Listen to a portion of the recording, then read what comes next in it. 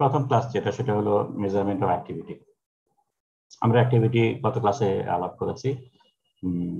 আজকে আমরা দেখবো কি করে how to measure the activities of solution, activity of component in solution. So activity আমরা একভাবে মেজার করবো, আর একটা ওয়েতে আমরা অ্যাক্টিভিটি কোএফিসিয়েন্ট থেকে অ্যাক্টিভিটি মেজার করবো। সো এই দুইটা কি করে মেজার করে সেটা আমরা দেখার চেষ্টা করবো। ওকে, সো অ্যাক্টিভিটি মেজার করার জন্য আমরা গিভস ডুহেন ইকুয়েশন ইউজ করব। আমরা মনে আছে পার্শিয়াল মোলার প্রপার্টি যখন আমরা বের করতে চেষ্টা করেছিলাম, সেই সময় সেকেন্ড যে মেথডটা ছিল সেটা হলো যে knowing one partial molar property we can determine the partial molar property of another component. এবং সেখানে গ্রাফিক্যাল মেথড একটা ছিল, সেটা আমরা বলেছিলাম এটা পরে আলাপ করবো। তো আমরা এখানে সেই জিনিসটা দেখবো।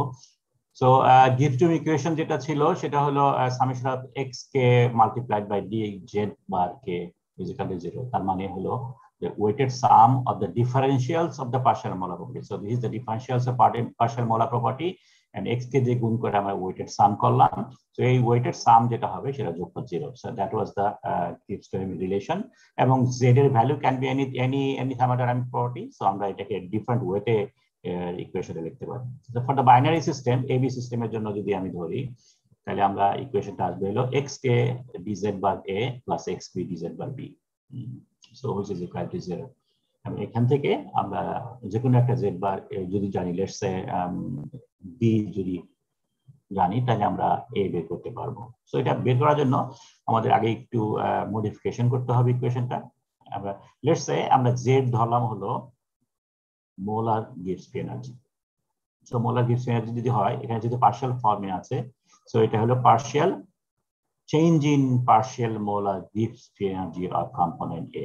Change in Gibbs molar free energy, and it will partial. So partial molar free energy, car partial, air partial. So air partial molar free energy, এটা differential form, আর এখানে হলো B partial molar free energy, change in molar free energy.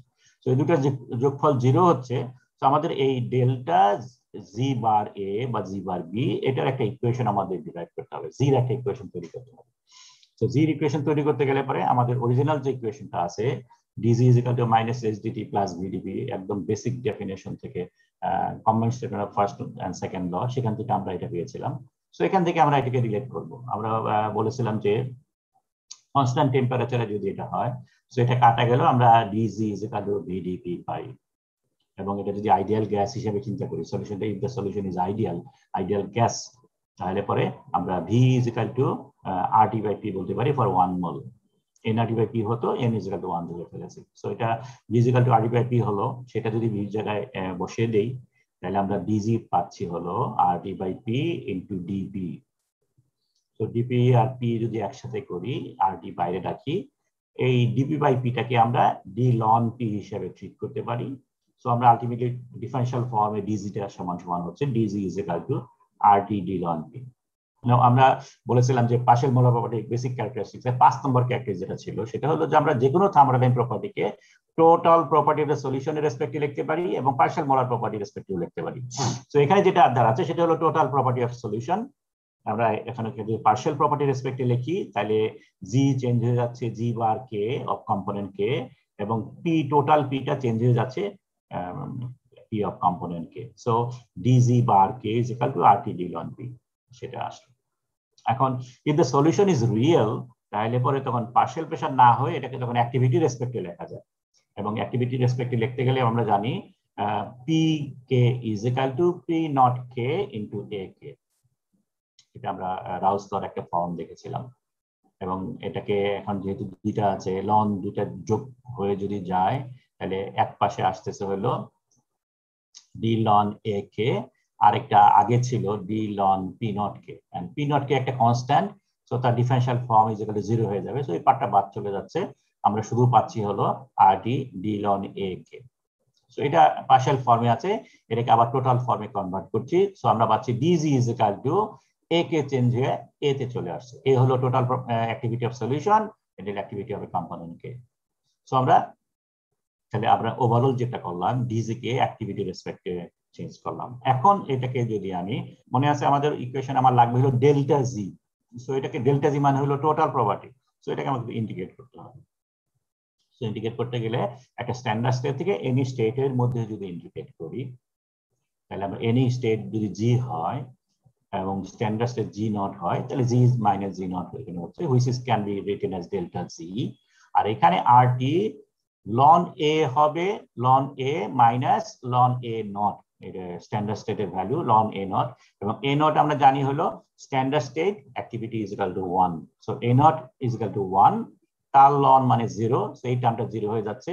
So ultimately delta G would be also equal to R T ln A, মানে এটা হলো delta জি total property. এখন এটাকে partial প্রপার্টিতে যদি convert করি, আমরা এটা লিখতে পারি জি চেঞ্জ হয়ে যাবে delta G bar K, G not হয়ে যাবে ডেল্টা জি নট বার কে, আর এখানে ডেল্টা জি বার কে, আর এখানে এ হয়ে যাবে এ কে। সো আমরা এটাকে ফাইনালি যদি ডিফারেনশিয়াল ফর্ম চেঞ্জ করি, আমাদেরকে ডিফারেনশিয়াল ফর্ম লাগবে, একটু আগে ইকুয়েশন দেখতে। সো এখানে জাস্ট ডি চলে আসলো। So d delta z bar k would be equal to RT d ln AK. So that is our conversion. So এইটা এখন আমরা পেলাম ইকুয়েশনটা, কি বলে এটা গিভস ইকুয়েশন ছিল এটা। এখন এই প্রতিটা জি বার এর মধ্যে ডেল্টা জি বার এর মধ্যে আমরা এটা যদি বসিয়ে দেই, তাহলে আমরা পাবো হলো x a RT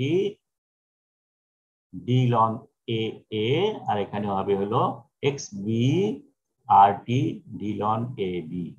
so RT দুই পাশ থেকে বাদ দিয়ে দিচ্ছি, ডিভাইড করে দিচ্ছি, আর আমাদের ইকুয়েশন যেটা দাঁড়াচ্ছে x a d ln AA plus xb d ln AB। So যদি AB যদি জানি, তাহলে অ্যাক্টিভিটি অফ A আমরা বের করে যাচ্ছি। সো এটাকে ইন্ডিকেট করলে পরে আমাদের রিকোয়ার্ড ইকুয়েশন চলে আসবে। সো ইন্ডিকেট করার জন্য আমাদের রেফারেন্স স্টেট লাগবে। সো আমরা অলওয়েজ স্ট্যান্ডার্ড স্টেটকে রেফারেন্স স্টেট ধরি। So x is equal to 1 থেকে শুরু করে x is equal to any value x পর্যন্ত ডিফারেনশিয়াল করলাম, এখানেও তাই করলাম। সো এখন এখানে যেটা দাঁড়াচ্ছে সেটা হলো ln a of this limit minus ln a at this limit। x a যদি 1 হয়, a is equal to 1, কারণ x a 1 মানে পিওর স্টেট, এবং pure state activity is equal to 1। So ln a দাঁড়াচ্ছে ultimately ln 1 which is equal to 0। এটা আমরা change করি। তো তাহলে রয়ে গেল ultimately ln a which is equal to বাদিকে ডান দিকে যে টার্মটা আছে সেটা অ্যাজ ইট ইজ রেখে দিলাম, বিকজ এটাকে সরাসরি ইন্ডিকেট করা যায় না, এটাকে গ্রাফিক্যালি ইন্ডিকেট করতে হয়। এবং গ্রাফিক্যালি ইন্ডিকেট করার জন্য এটা হলো y অ্যাক্সিস, আর ln ab with a minus sign সেটা সাধারণত x অ্যাক্সিসে থাকে। সো গ্রাফটা প্লট করে এই ধরনের একটা গ্রাফ আসে। সো x অ্যাক্সিস হলো ln ab, যেখানে ln ab, আর এইটা হলো y অ্যাক্সিস। এখন লিমিটটা কি ছিল? লিমিটটা ছিল x a is equal to x a, তার মানে xb is equal to xb, so any value, so this is the upper limit। lower limit কোনটা? x a is equal to 1, x a is equal to 1 যদি হয় xb is equal to 0, so total ভ্যালুটা 0 হচ্ছে, so this is the 0। so ultimately আমাদের এখান থেকে এই পর্যন্ত under the graph আমাদের the area, so this is the shaded area, that value is equal to ln AA। এখন ওকে, আমাদের গ্রাফ পেলাম, গ্রাফের শেডেড এরিয়া কোনটা কোনটা এরিয়া হবে সেটাও বের করতে পারলাম। এখন সমস্যা যারা দাঁড়াচ্ছে গ্রাফের নেচারটা কি, এদিকে যদি চিন্তা করি এবং এদিকে যদি আলাদা আলাদা ভাবে চিন্তা করি, তাহলে কি দাঁড়াচ্ছে? First of all xb is equal to 1,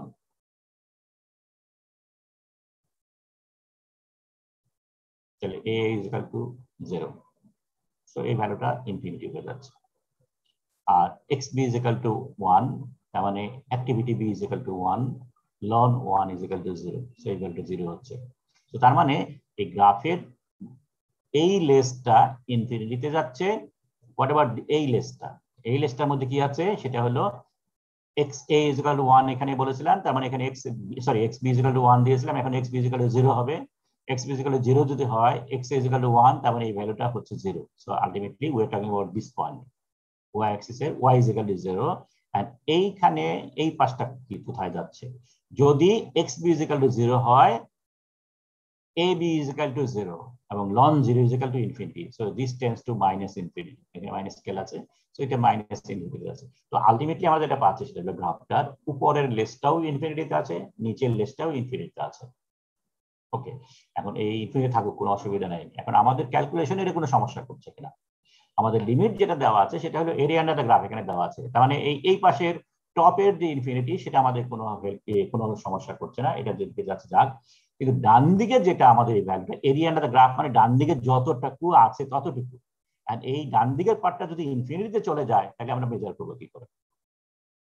So just create an uncertainty into the calculations, and because of that uncertainty আমরা অ্যাক্টিভিটিকে সরাসরি ক্যালকুলেট করতে পারি না। তার মানে knowing the activity of one component we cannot determine the activity of another component, কারণ গ্রাফের নেচারের কারণে, এবং যেহেতু এটা আমরা ডিটারমিন করছি গ্রাফিক্যাল মেথডে, তো এই জন্য আমরা অ্যাক্টিভিটিকে ডাইরেক্টলি মেজার না করে আমরা in terms of activity coefficient measure করি। অ্যাক্টিভিটি কোএফিসিয়েন্ট যদি জানি নো প্রবলেম, আমরা যদি মোল ফ্র্যাকশন জানি, মোল ফ্র্যাকশনকে অ্যাক্টিভিটিতে গুণ করলে এবার আমরা এই পাই, কারণ আমরা জানি a is equal to gamma into x। So gamma যদি বের করতে পারি, x যদি জানি, তাহলে দুটো গুণ করলে পাওয়া যায়, সো কোনো সমস্যা নেই। সো এটা করতে গেলে পরে অ্যাক্টিভিটি কোএফিসিয়েন্টের রেসপেক্টে বের করতে গেলে অ্যাক্টিভিটি কোএফিসিয়েন্টের আরেক ইকুয়েশনটা বানাতে হয়।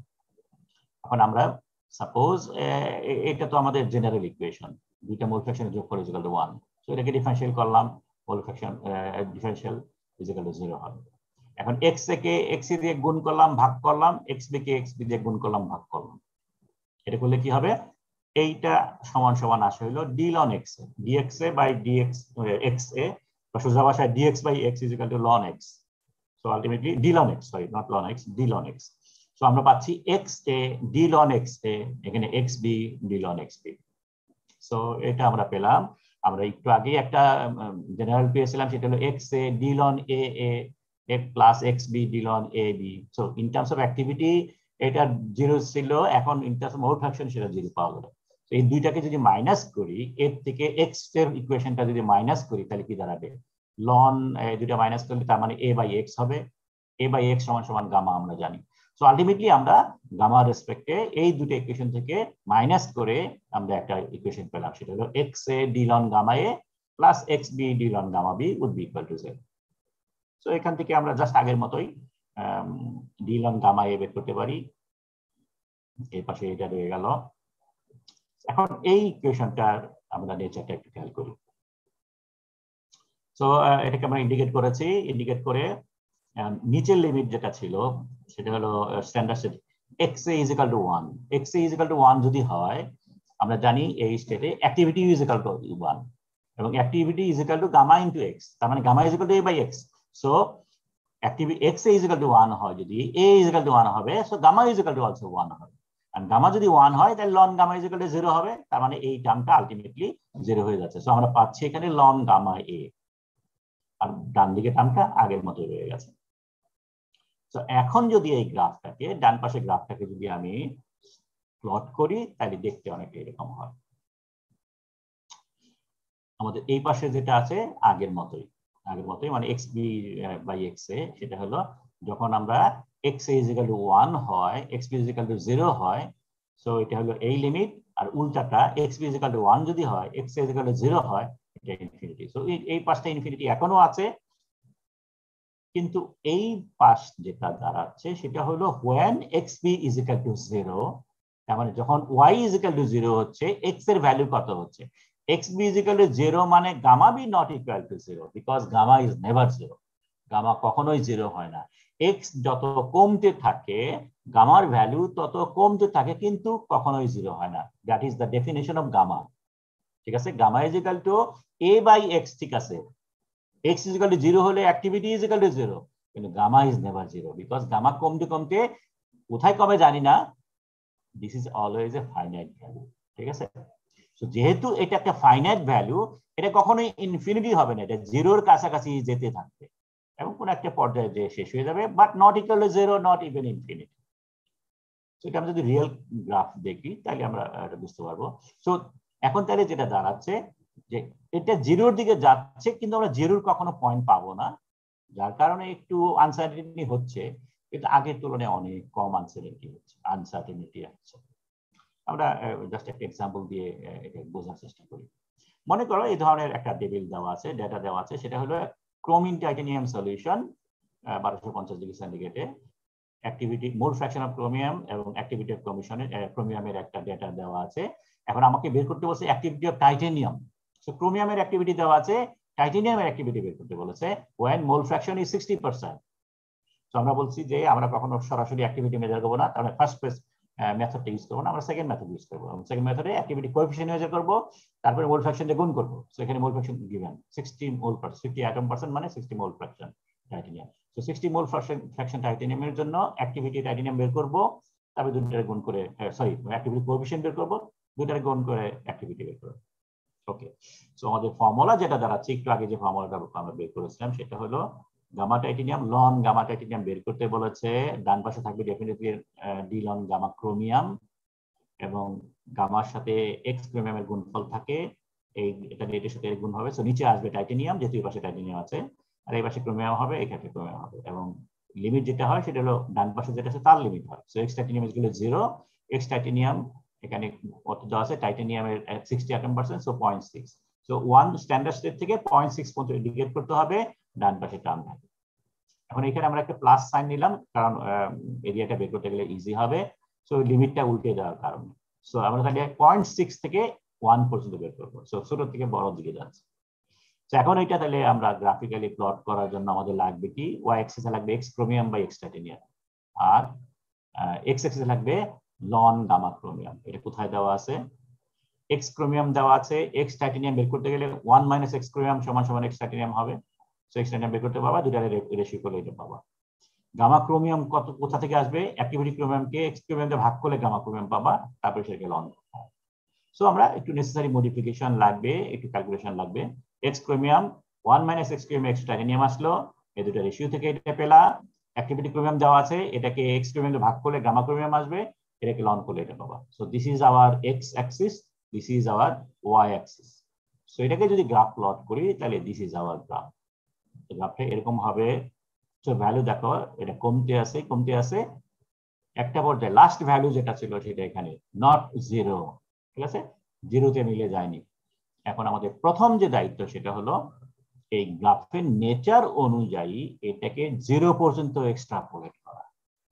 তো আমরা এই যে এই লাইনটা যেটা দিয়েছি সেটা হলো এক্সট্রাপোলেশনের লাইন, এবং এটা এক্সট্রাপোলেট করে আমরা 0 পর্যন্ত।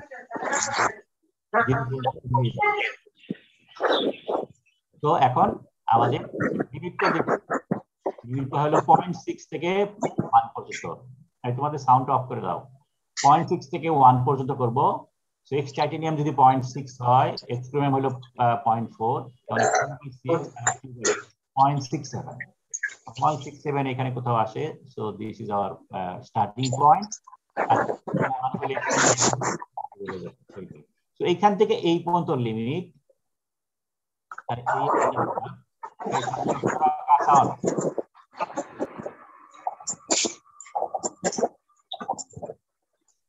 এটা আমরা তাহলে এখন এই যে এরিয়াটা গ্রাফ,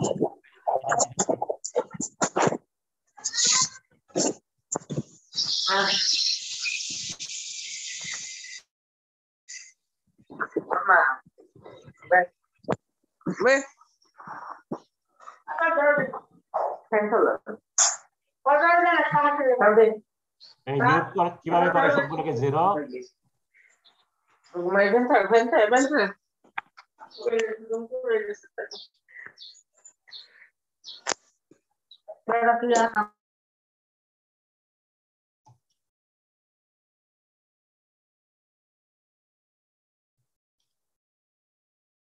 ওকে, তো এই এরিয়া মেজার করার জন্য অনেকগুলো মেথড আছে।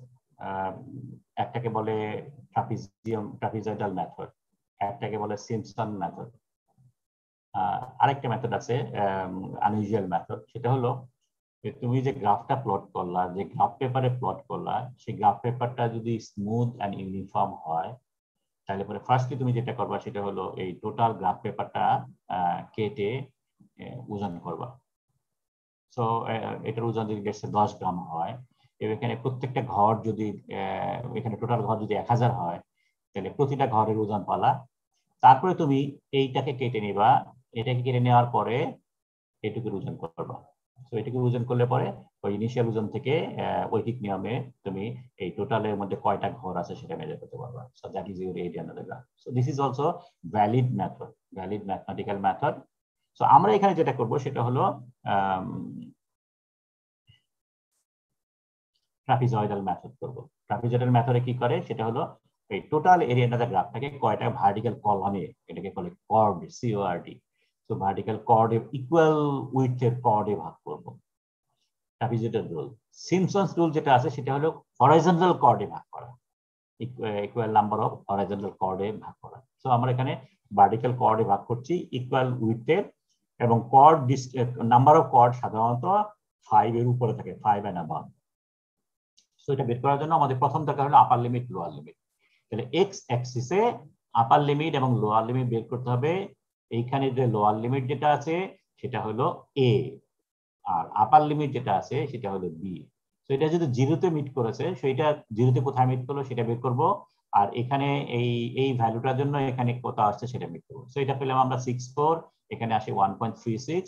তো দুইটার ডিফারেন্স যেটা হলো, সেই দুইটা ডিফারেন্সকে আমার সমান কয়েকটা ভাগে ভাগ করা। এখানে ডিফারেন্স আসে হলো কত 0.72 মনে হয় আসে, 0.72 6 দিয়ে ভাগ করলে 0.12 হয়। তো আমরা 6টা কর্ডে ভাগ করলাম, প্রতিটা কর্ডের ডিসটেন্স আসবে হলো 0.12। তো এটা 64 যদি হয়, তার সাথে 12 যোগ করলে 0.72।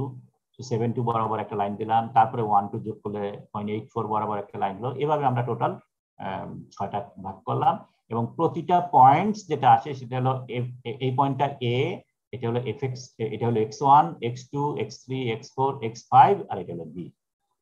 আর y অ্যাক্সিসের যে ভ্যালু যেগুলো আছে, মানে আমরা x কিউব বা x টাইটেনিয়াম, সেগুলো দিয়ে f দিয়ে রিপ্রেজেন্ট করা হয়। সো এটা যদি a হয়, এই গ্রাফের উপরে যে পয়েন্ট y সেটা হলো f এ, এটা x1, গ্রাফের উপরে যে ভ্যালু সেটা হলো fx1। সো এইভাবে প্রত্যেকটা ভ্যালু বের করলাম। বের করার পরে আমরা এই ধরনের একটা ডেটা পেলাম, সেটা হলো a যদি 64 হয় তাহলে f কত হবে, এক্সেট্রা এক্সেট্রা। সো b যদি 1.34 হয় তাহলে fb সমান আমরা 0 জানি, কারণ এই গ্রাফটা জিরোতে মিট করেছে। তো এই ডেটাগুলো নিয়ে আমরা according to trapezoidal rule area under the গ্রাফকে এই ফর্মুলা দিয়ে রিপ্রেজেন্ট করা হয়। S ইজ ইকুয়াল টু কর্ডের উইথ, যেটাকে h দিয়ে রিপ্রেজেন্ট করে, ব্র্যাকেটের ভিতরে fa plus fb by 2 plus বাকি সবগুলো f। So fb is equal to 0 আমরা আগে দেখেছি। সো এটা পেয়েছিলাম আমরা পয়েন্ট কত জানো, একটু আগে যেটা ছিল 0.67। সো 0.67 কে 2 দিয়ে 0.12, 0.67 প্লাস 0 ডিভাইড বাই 2, আর এগুলো সবগুলো ভ্যালু দেওয়া আছে। সো আলটিমেটলি এখান থেকে আমরা পাই 0.22, তার মানে area under the graph is equal to 0.22। So ডান দিকে ফর্মুলার ডান দিকে যে ভ্যালুটা সেটা পেলাম 0.22, বাঁ দিকে ছিল ln gamma titanium. So gamma titanium সমান সমান area under the graph is equal to 0.22। So gamma titanium value এখান থেকে পেলাম আমরা। x টিটেনিয়াম 0.06 এর জন্য আমরা অ্যাক্টিভিটি বের করতে যাচ্ছি। So activity is equal to gamma into x, gamma পেয়েছি x 0.6, এগুলো গুণ করে 0.75। So this is how activity coefficient ডিটারমিনেশনের মাধ্যমে অ্যাক্টিভিটি ক্যালকুলেট করা যায়। So that is the method. So first মেথডে আমরা সরাসরি অ্যাক্টিভিটি মেজার করেছি, which is not suitable because গ্রাফের টেলটা ইনফিনিটিতে যায়। সো আমরা সেই জন্য আমরা অ্যাক্টিভিটি কোএফিশিয়েন্ট মেজার করেছি, সেই কোএফিশিয়েন্ট রেসপেক্টে আমরা গ্রাফ প্লট করেছি। এখন সেকেন্ড মেথডটা ভ্যালিড, এটা ইট ক্যান বি ইউজড। সমস্যা হচ্ছে অন্যখানে। ফর এক্সাম্পল স্টিলের মধ্যে সালফারের অ্যাক্টিভিটি মেজার করতে চাই, ঠিক আছে? তো এটা সমস্যাটা কি? স্টিলের মধ্যে সালফার কত পার্সেন্ট থাকে, তোমাদের কোনো আইডিয়া আছে কি?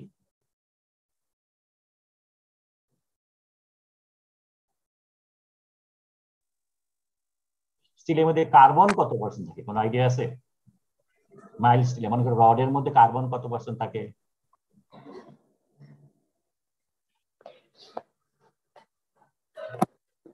কেউ বলতে পারো না? 4 to 5%। 4 to 5% যদি স্টিলের মধ্যে কার্বন থাকে তাহলে ওই স্টিল কি ইউজ করা যাবে? স্টিলে স্যার 1% এর মতো কার্বন থাকে। মাইল্ড স্টিলে কার্বন থাকে 0.2% কাছাকাছি, 0.2%, 0.15 থেকে শুরু করে আপ টু ম্যাক্সিমাম 0.35, মাঝে মাঝে 0.4 এর কাছাকাছিও হয়। সো পয়েন্ট লেভেলে। আর সালফারটাকে হলো 0.01, 0.02, 0.03 এই সমস্ত লেভেলে, ঠিক আছে? তো একটু আগে যে অঙ্কটা করলাম, তো অ্যাক্টিভিটি বের করতে বলেছে, মোল ফ্র্যাকশন কত ছিল? 60%। x is equal two 0.6। এখন আমরা স্টিলের মধ্যে সালফারের যদি অ্যাক্টিভিটি মেজার করতে চাই তাহলে সালফার আছে হলো 0.02%। 0.02%। এখন এটাকে যদি অ্যাক্টিভিটি মোল ফ্র্যাকশনে কনভার্ট করি তাহলে x সমান সমান কত আসে? 0.0002। ঠিক আছে, নট 0.6, 0.0002।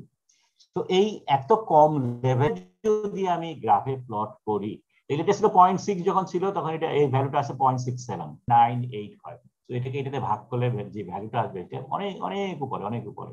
তার মানে তখন এই লাইনটা, এই পয়েন্টটা চলে যাবে ওদিকে। তো তার মানে আমাদের এই বাঁ দিকের যে ইনফিনিটির যে লাইনটা আছে সেই লাইনের কাছাকাছি চলে, ইনফিনিটির দিকে চলে যাবে। তো সেই সমস্ত ক্ষেত্রে আমাদের গ্রাফের মধ্যে আনসার্টেনিটি যোগ হয়ে গেল, আনসার্টেনিটি যোগ হয়ে গেল, যার কারণে অ্যাক্টিভিটি কোএফিশিয়েন্ট মেজার করার মাধ্যমে অ্যাক্টিভিটি মেজার করা যদিও আগেরটাই পসিবল, এখানে পসিবল না। তার মানে সেই সমস্ত solution where the solid content is very small, অথবা আমরা সোজা ভাষায় বলতে পারি it is a dilute solution। So dilute সলিউশনের বেলায় আমাদের ওই মেথডটা মেজার করা ইউজ করা যায় না। তখন আমরা যেটা বলতেছি তার মানে ফর এক্স এ যদি এটা জিরোর দিকে যায়, মানে ভেরি স্মল হয়, তখন এই ভ্যালুটা এখন ইনফিনিটির কাছাকাছি যেটা হচ্ছে, সো এই প্লটটা এদিকে, এই এরিয়াটা এখানে চলে আসছে। So it become difficult to calculate. তখন সেই জন্য আমরা আরেকটা মেথড ইউজ করি which is called alpha function method. So alpha function বলে একটা ফাংশনকে এস্টাবলিশ করা হয় which is equal to ln gamma k by 1 minus x k square. So this is the general formula of alpha, এবং বলা হয় যে আলফার ভ্যালুটা for any composition is a finite value. ঠিক আছে, x k tends to 1 যদি হয়, gamma k tends to 1, gamma 0 দিকে যায় না, গামা tends to 1 হয়। সো আলটিমেটলি এই ভ্যালুটা যেটাই হোক এখানে কখনো 0 হবে না, এটা 0-র দিকে যাবে, আমরা এটা কখনো 0 না, যার জন্য এই ভ্যালুটাও একটা ফাইনাইট ভ্যালু পাওয়া যাবে। এবং এই ফাইনাইট ভ্যালু তার মানে সোজা ভাষায় আলফা ভ্যালুটা সবসময় ফাইনাইট, কারণ কোথাও ইনফিনিটি বলে কিছু টার্ম আসবে না যখন এই গ্রাফটা, আলফার গ্রাফটা আমরা প্লট করব। সো এখান থেকে আমরা আলটিমেটলি যেটা পাচ্ছি বাইনারি সলিউশনের বেলায় এ আলফা অফ এ যদি হয় তাহলে এটা লন গামা এ হবে, আর নিচে 1 minus x a minus x b হচ্ছে x b square. Alpha B যদি হয় ln gamma B by x a square. তো এই হলো আলফার ডেফিনেশন।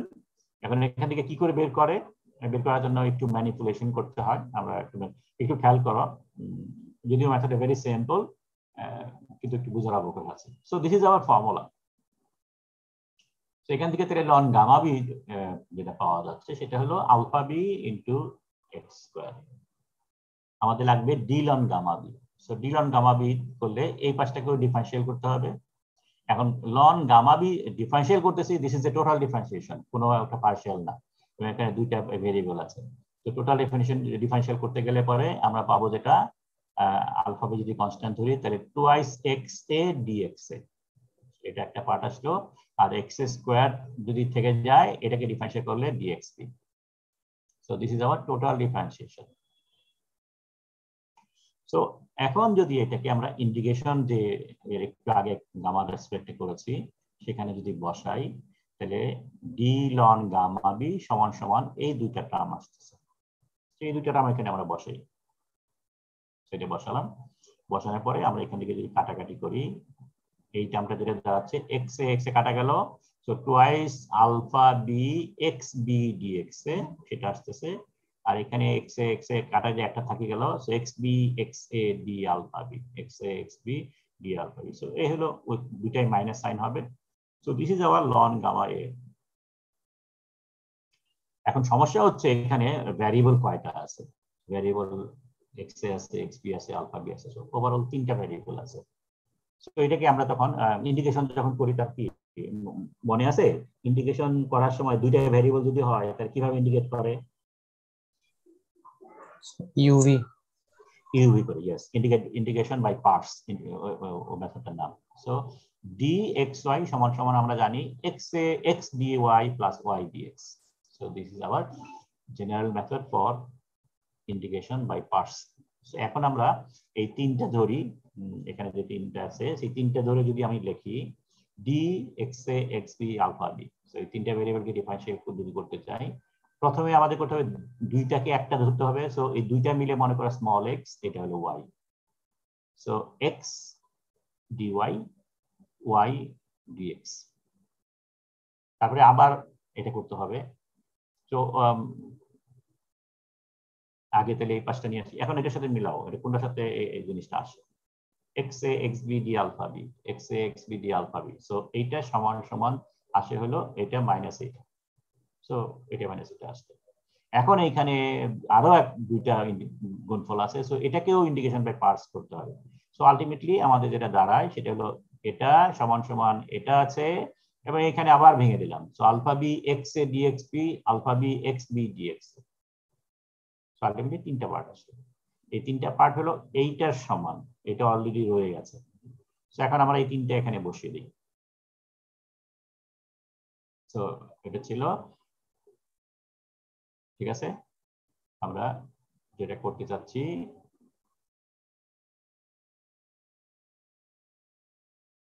সো এই ভ্যালুটা সমান সমান আমরা এই তিনটা পেয়েছি, সেই তিনটা এই জায়গায় বসিয়ে দিলাম।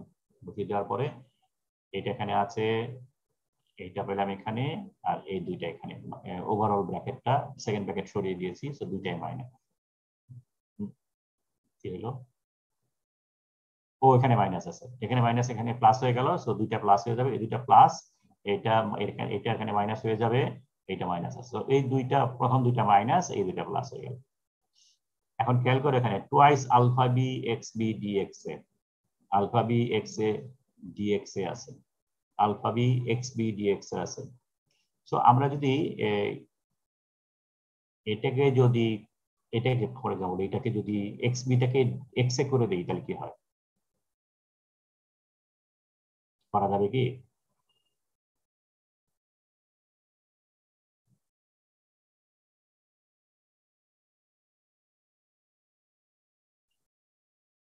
ওকে, একটু পরে দেখি। এইটা সমান, এটা সমান alpha beta X B dx A, alpha beta alpha B X B dx A. এটা হলো মাইনাস দুইটা, এখানে প্লাস একটা। তো এখান থেকে এটা সরাই দিলে একটা থেকে গেল, সেখানে একটা হলো, এটা ঠিক আছে, এটা ঠিক আছে। এখন এইখানে যেটা সমস্যা হচ্ছে, এখানে ডিএক্স আছে, এখানে ডিএক্স বি আছে, তো এটাকে আমরা ডিএক্স করতে চাই, এখানে ডিএক্স করলে পরে এখানে মাইনাস হয়ে যাবে, যেহেতু আমরা জানি DX B equal to DX. তো এটা ডিএক্স এ হলো, এটা যা আছে তাই, এবং এটাকে ডিএক্স এ করে দিলাম, মাইনাস করলাম। সো এখন আমাদের দুইটা টার্ম আসলো, এটা ঠিক আছে, alpha beta alpha B X B dx A, alpha B X A dx A. So alpha B আর ডিএক্স যদি কমন নেই এই দুইটা থেকে, তাহলে এখানে পাবো এক্স বি, এখানে থাকবে এক্স এ।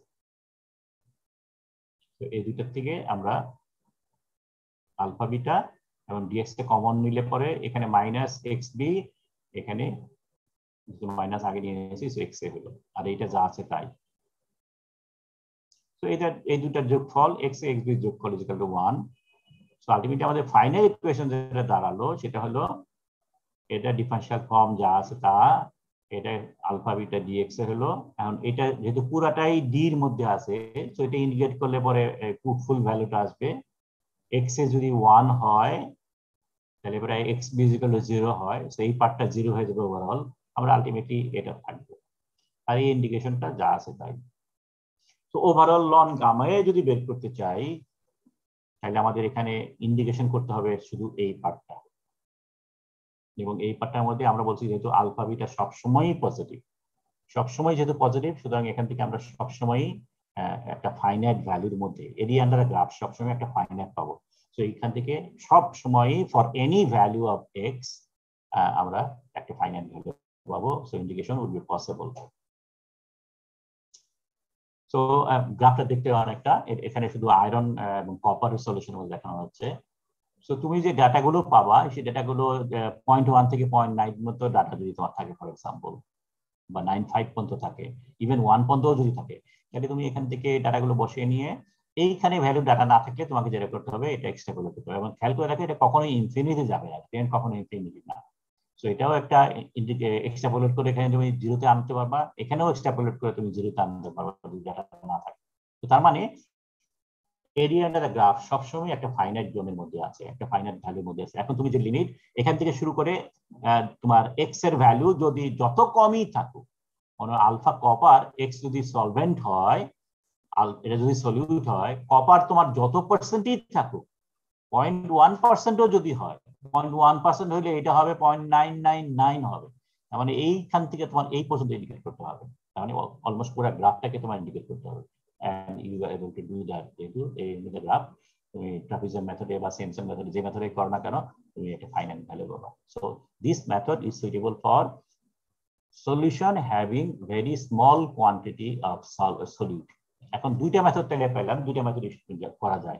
একটা মেথড হলো একটু আগে সরাসরি গামা থেকে করা, আর একটা মেথড হলো আলফা ফাংশন করা।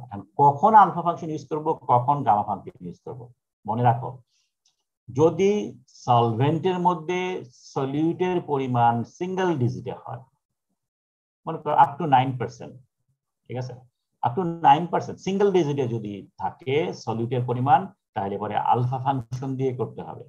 আর ডাবল ডিজিট হয়ে গেলে পরেই তুমি you can do in second method. So third method applicable when the solution is very dilute। কখন ডাইলিউট বলবো আমরা, up to single digit maximum পর্যন্ত। সো আপ টু 9% পর্যন্ত তুমি আলফা ফাংশন দিয়ে করতে পারবা। আর যদি 10 and above যদি হয় সলিউটের পরিমাণ, তখন তুমি সেকেন্ড মেথডে করবো। So that is the rule যেখানে আমরা এই মেথডটা অ্যাপ্লাই করব। তো মোটামুটি বোঝা গেল। কোনো কোয়েশ্চেন আছে কি করে এটা করতে হয়, কোনো পার্টে বোঝার? সাধারণত পরীক্ষার মধ্যে এই ধরনের একটা অঙ্ক আসেই, অলওয়েজ তুমি দেখতে পাবা এই অ্যাক্টিভিটি ক্যালকুলেট করার জন্য একটা অঙ্ক আসে, ঠিক আছে। সুতরাং এটা কিভাবে করে, এই গ্রাফ থেকে কি করে ডাটা মানে এরিয়া আন্ডার গ্রাফ বের করতে হয়, সেই নিয়মটা তোমরা আলটিমেটলি শিখবা, ঠিক আছে। বইয়ের মধ্যে অনেকগুলো অঙ্ক দেওয়া আছে, আমরা আগামী ক্লাসে আরো কিছু অঙ্ক করে দেওয়ার চেষ্টা করব, যাতে করে এটা সম্বন্ধে তোমাদের একটা মোটামুটি ধারণা হয়। তো that is our first part. এটাকে যদি আমরা স্টপ করি, আমার সেকেন্ড পার্ট যেটা আছে এটা যদি স্টার্ট করি,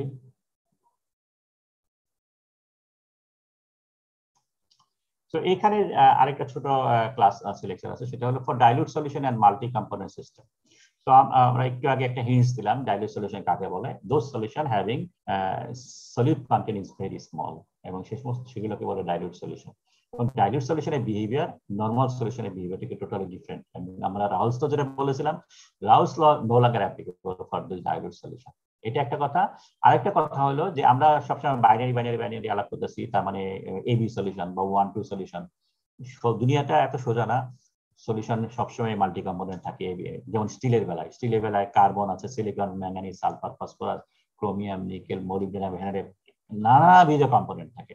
সো এই যে মাল্টি কম্পোনেন্ট সিস্টেমের যে বিহেভিয়ার, বাইনারি সলিউশনের বিহেভিয়ার টোটালি ডিফারেন্ট। এবং সেই সমস্ত ক্ষেত্রে কি করে কম্পোজিশন মেজার করতে হয়, বা তাদের প্রপার্টি কিভাবে চেঞ্জ করে, থার্মোডাইনামিক প্রপার্টি, সেগুলো আমাদের এটা দেখবো। সো ডাইলিউট সলিউশনের বেসিক ক্যারেক্টারিস্টিক্স কি, ঠিক আছে। মনে করো একটা সলিউশন আছে, পিওর মেটাল আছে, পিওর মেটাল বি আছে, সেই বির মধ্যে আমি একটা দুইটা এ ঢুকালাম, ঠিক আছে, তো make a solution and it will be a dilute solution, ঠিক আছে। সো একটা দুইটা অ্যাটমে যদি বি এ ঢুকাই বির মধ্যে, দুইটা বিহেভিয়ার যদি আলাদাভাবে হিসাব চিন্তা করি, মনে করো প্রথম সলভেন্টের কথা চিন্তা করি বি। সো আগে বি ছিল পিওর মেটালের পিওর অবস্থায় থাকার সময় বি ছিল সবগুলোই বি অ্যাটম। মানে একটা সিঙ্গেল বি অ্যাটমের বিহেভিয়ার যদি চিন্তা করি, তার আশেপাশে যেগুলো আছে, যেগুলো ছিল সবগুলোই বি অ্যাটম ছিল, যেহেতু এটা পিওর ম্যাটেরিয়াল ছিল। সো তাদের বিহেভিয়ার যেরকম, বি তার আশেপাশে সবার বির সাথে যা ইন্টারাকশন, সেম ইন্টারাকশন সেইভাবে ছিল।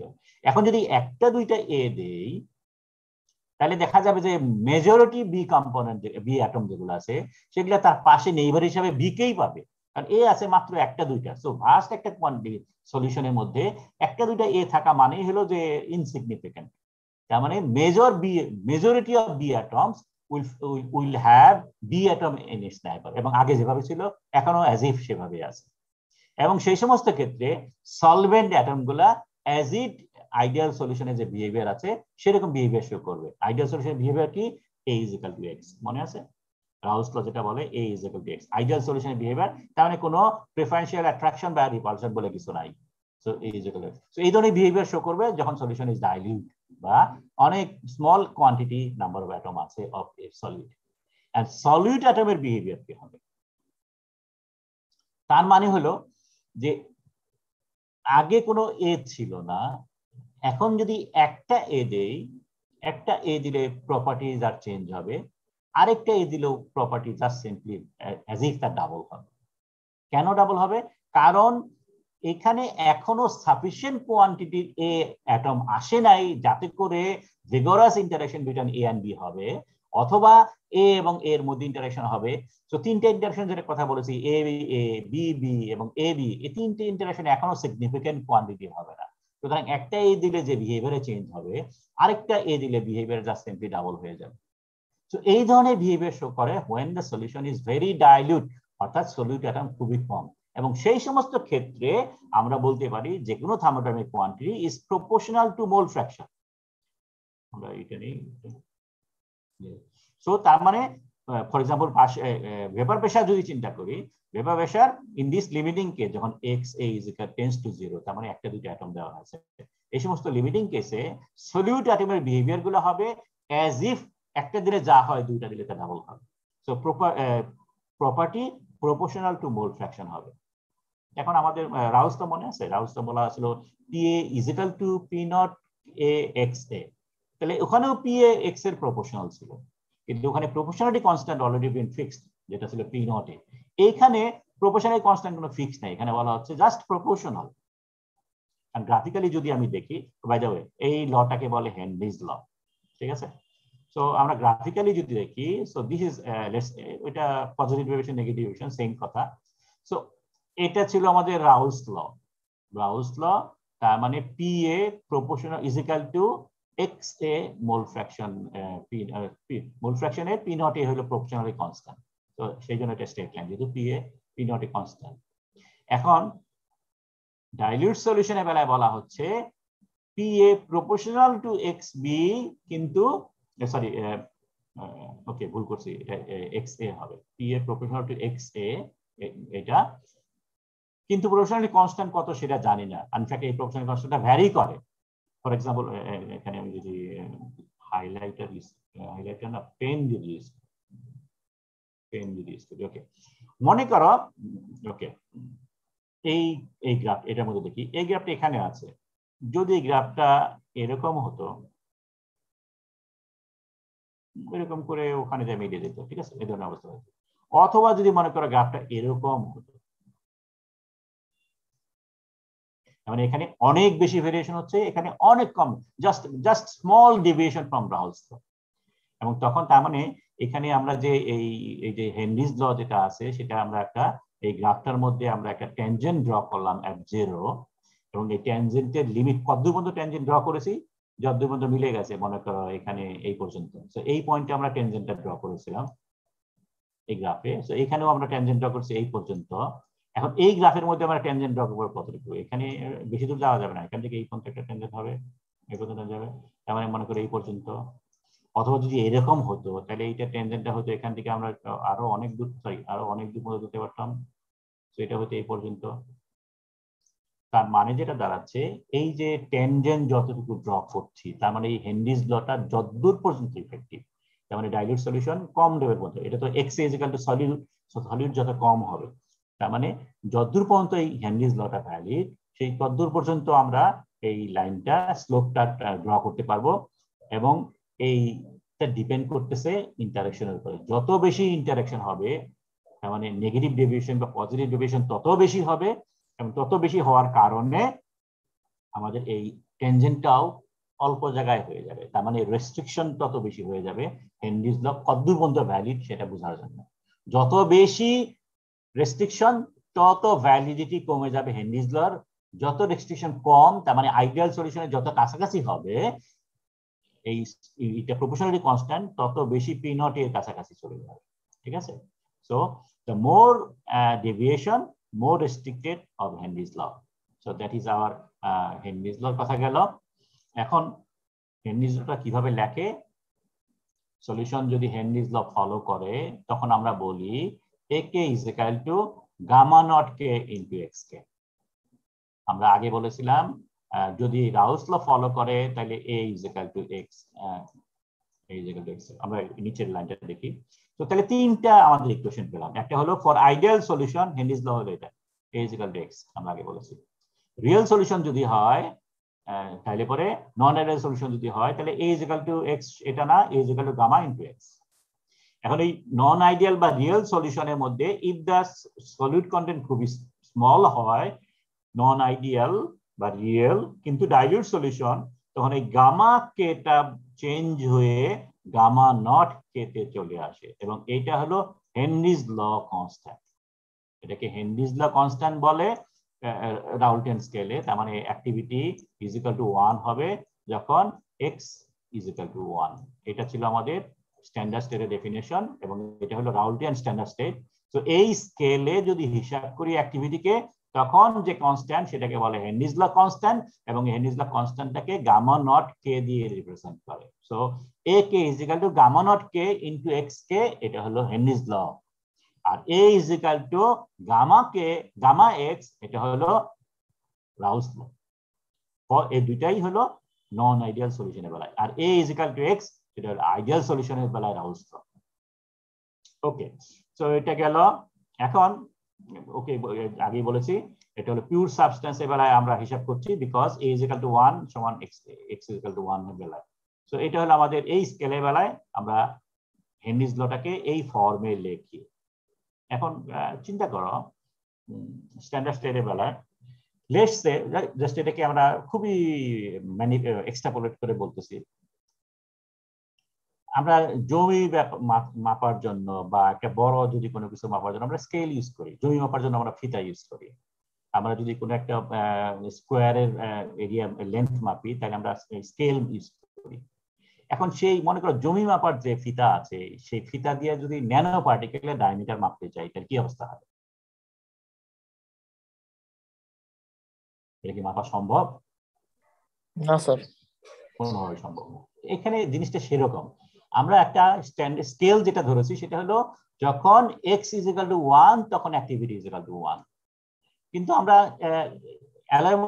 সলিউশনের মধ্যে কতটুকু x থাকতে পারে, k থাকতে পারে, আমরা সালফারের বেলায় ধরেছি x ইজ ইকুয়াল টু তখন আসে 0.000102। 0.0002 এর বেলায় অ্যাক্টিভিটি যদি মেজার করি তাহলে এই বড় একটা স্কেল যেটা আমরা এখানে স্কেলটা ধরছি, এই স্কেল দিয়ে কি এটা মাপা যাবে? ডেফিনেটলি মাপা যাবে। সো এটা একটা সেপারেট স্কেল, কত অনেক ছোট লেভেলে।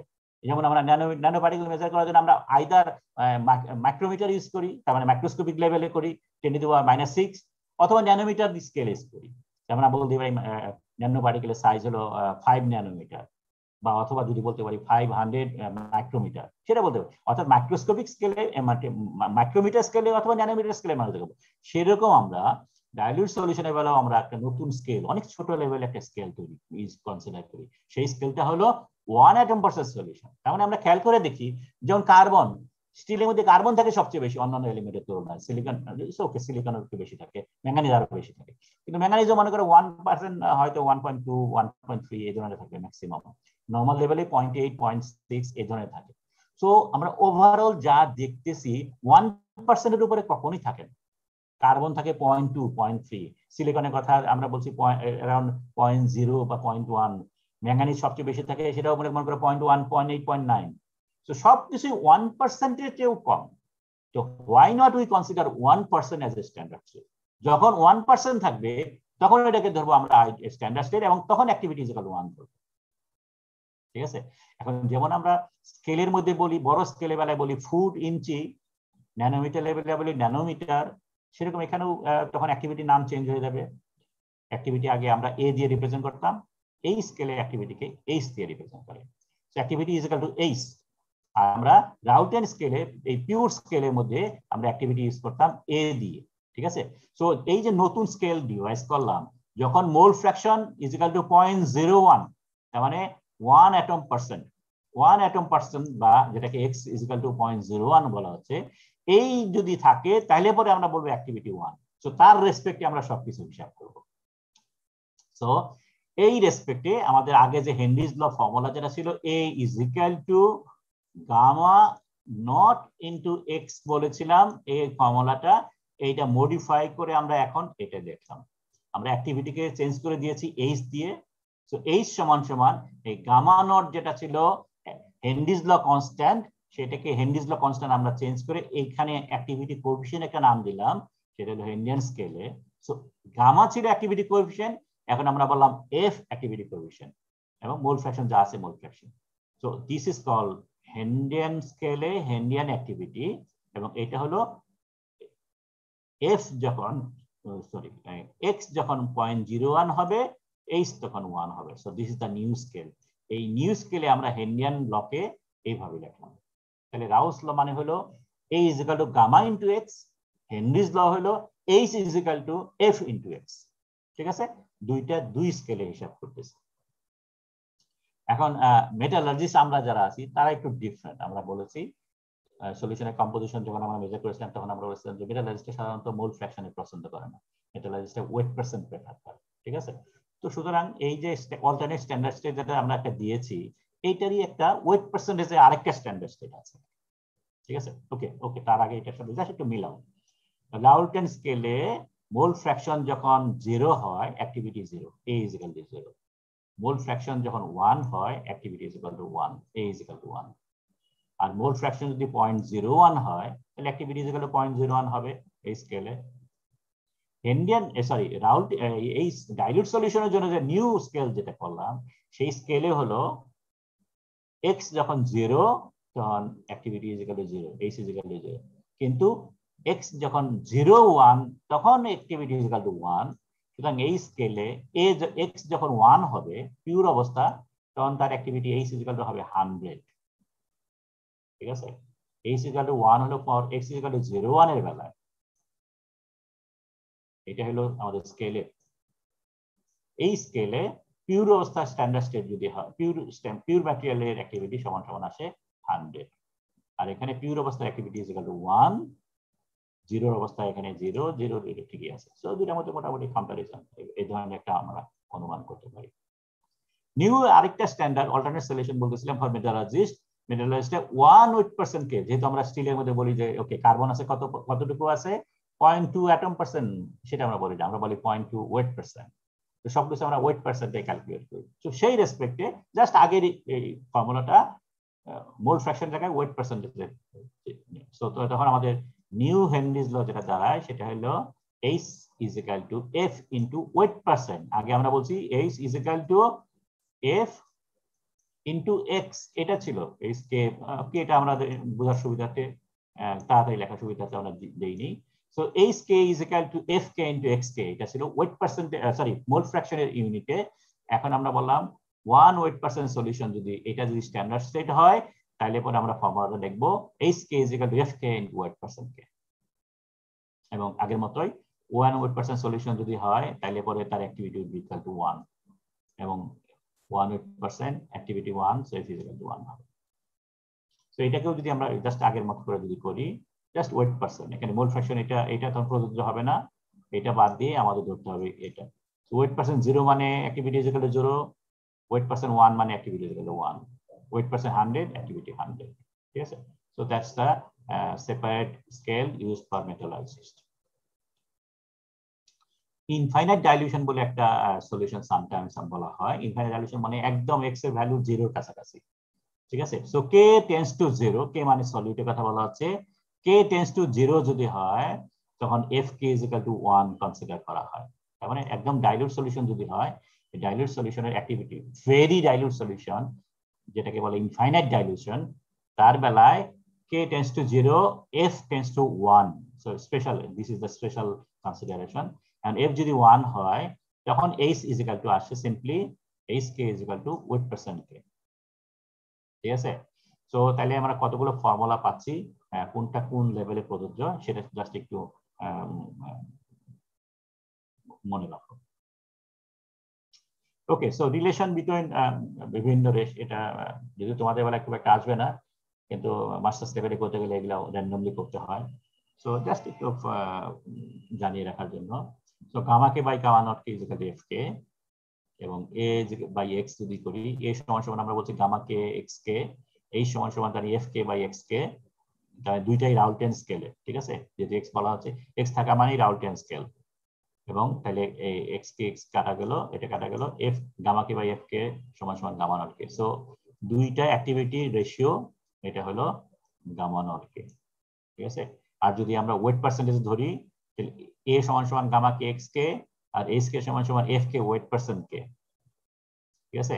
এখন এখানে যদি আমি জাস্ট ইনফাইনাইট ডাইলিউশনটা যদি অ্যাপ্লাই করি, কন্ডিশন ইনফাইনাইট ডাইলিউশন অ্যাপ্লাই করি, তার মানে K tends to this one, K tends to very zero.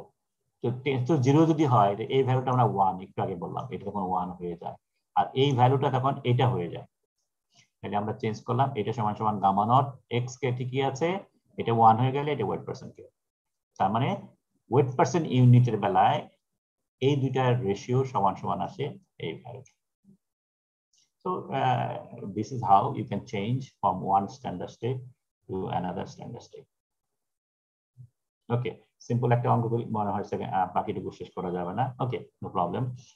So এখানে একটা অঙ্ক দেওয়া আছে, activity coefficient of component A in infinitely dilute solution is equal to 0.25.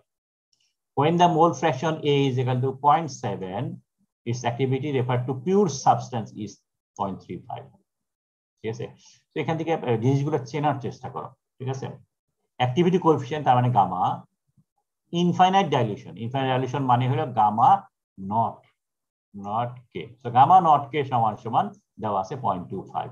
when mole fraction is 0.7, তার মানে x is equal to 0.7 দেওয়া আছে।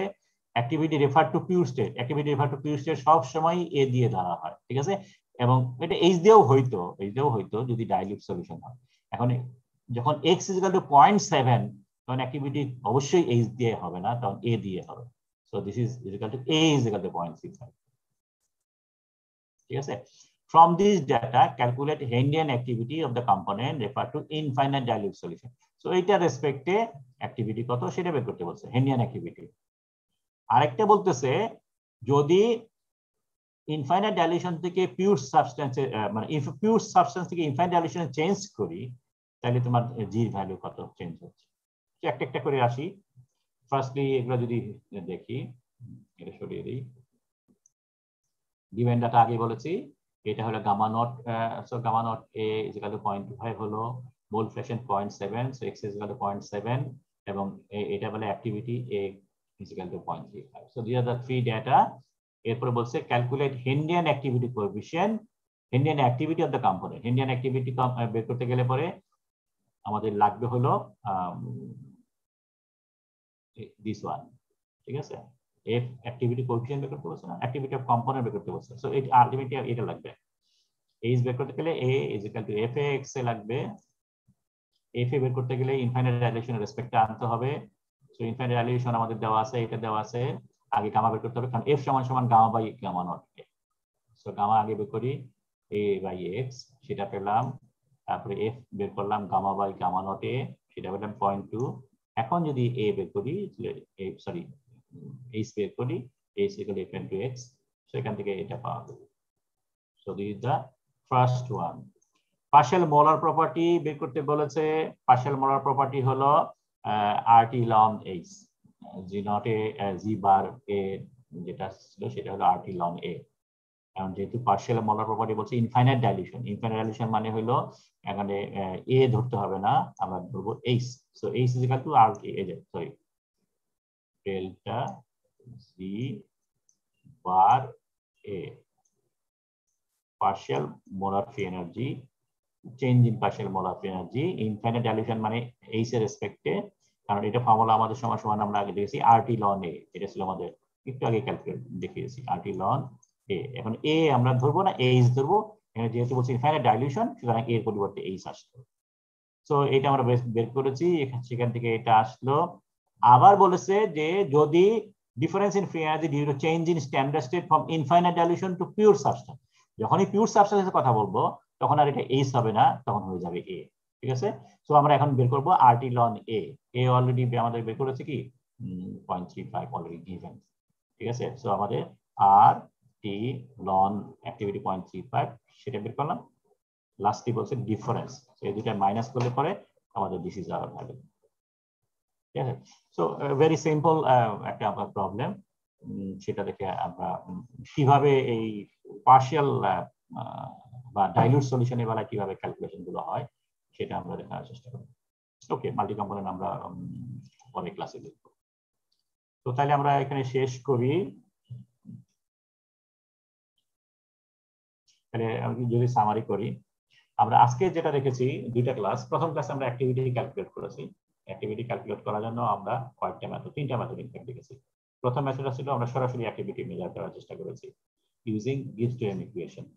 একটা অ্যাক্টিভিটি কম্পোনেন্ট বি জানি কিভাবে এ বের করতে হবে অ্যাক্টিভিটি, এবং সেখানে আমরা দেখলাম যে গ্রাফিক্যাল ইন্ডিকেশন যখন করতে হয় তখন গ্রাফটা এমন অবস্থা দাঁড়ায় যে বাঁ দিকেও ডান দিকেও স্লোপ ইনফিনিটি যাচ্ছে, উপর দিকেও গ্রাফটা ইনফিনিটি যাচ্ছে। সুতরাং সেই কারণে আমরা অ্যাক্টিভিটি মেজার করতে পারি না, বিকজ ইনফিনিটি অবস্থায় এরিয়া ক্যালকুলেশন করা ডিফিকাল্ট। সো সরাসরি অ্যাক্টিভিটি মেজার না করে আমরা অ্যাক্টিভিটি কোএফিসিয়েন্ট রেসপেক্টে অ্যাক্টিভিটি মেজার করতে যাচ্ছি, কারণ আমরা জানি activity is equal to activity coefficient multiply by mole fraction. So এখানে তাহলে তখন আমরা গামার লন গামা বা ডি লন গামার একটা ইকুয়েশন ডিরাইভ করলাম। ডিরাইভ করে সেখানে আমরা দেখলাম যে গ্রাফ যেটা দাঁড়াচ্ছে সেটা উপরে ইনফিনিটিতে আছে, কিন্তু নিচেরটা টেন্স টু জিরোর দিকে যাচ্ছে। জিরো হচ্ছে না, কারণ লন গামা কখনোই জিরো না, গামার ভ্যালু কখনো জিরো হয় না। সুতরাং এটা কখনো জিরোর দিকে যাচ্ছে না, টেন্স টু জিরোর দিকে যাচ্ছে।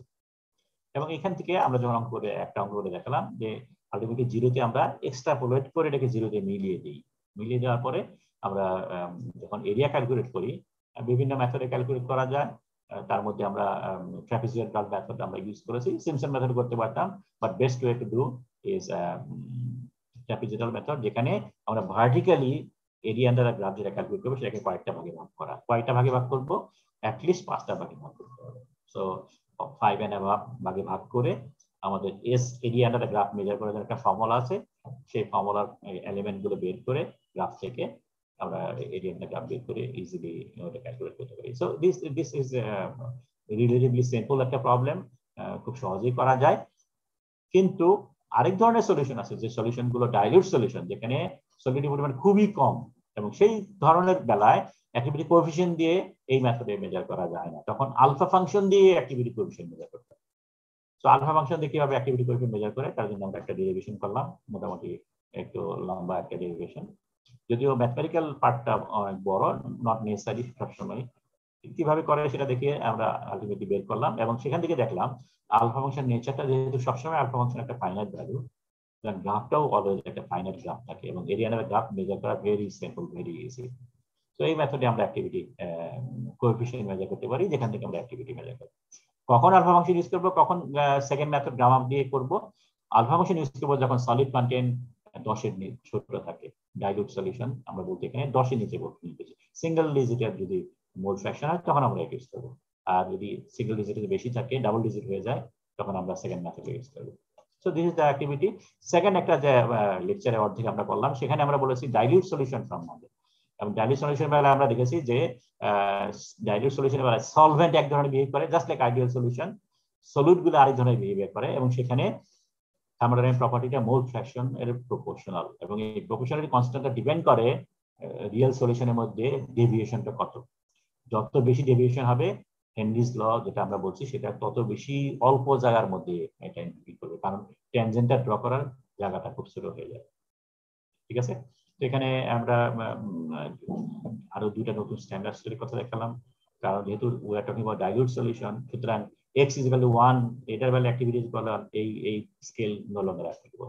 আমরা ছোট একটা স্কেল ধরলাম, যেখানে বলছি যে অ্যাক্টিভিটি ইকুয়াল 1 হবে তখনই যখন মোল ফ্র্যাকশন ইকুয়াল টু 0.01 হবে, অর্থাৎ 1 অ্যাটম ফ্র্যাকশন যখন হবে তখন আমরা এটা অ্যাক্টিভিটি ইকুয়াল 1 বলবো, এবং সেটা রেসপেক্টে আইডিয়াল পিওর মেটালের পিওর ম্যাটেরিয়ালের স্ট্যান্ডার্ড স্টেট একটা, যেটাকে আমরা রাউলিয়ান স্ট্যান্ডার্ড স্টেট বলি, তার রেসপেক্টে অ্যাক্টিভিটি মেজার কিভাবে করে সেটা দেখলাম, অথবা নতুন স্কেল সেটা রেসপেক্টে হেনরিয়ান অ্যাক্টিভিটি এইচ কিভাবে মেজার করে সেটা আমরা দেখলাম।